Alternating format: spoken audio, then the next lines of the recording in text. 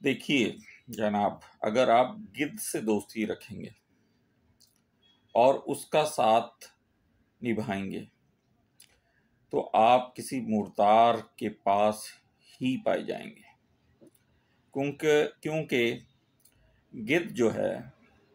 اس کی تلاش جو ہے وہ کسی مردار جانور کی ہی ہوتی ہے۔ تو اگر آپ اس کی کمپنی میں رہیں گے تو آپ بالآخر اسی کی تلاش کے ساتھ جستجو میں محو ہو جائیں گے اور کسی مردار ہی کے پاس پہنچ جائیں گے۔ آپ دیکھیے، اگر آپ کے ارد گرد آپ کے احباب میں کوئی ایسے لوگ موجود ہیں جو گدھ کی طرح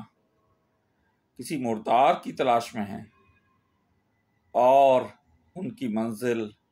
حرام کاری ہے یا حرام ان کی سوچ میں پنپ رہا ہے، تو ان سے اپنے آپ کو جدا کر لیں، ورنہ آپ بھی کسی مردار کے پاس ہی پائے جائیں گے۔ آپ کی منزل بھی کوئی مردار ہی ٹھہرے گا۔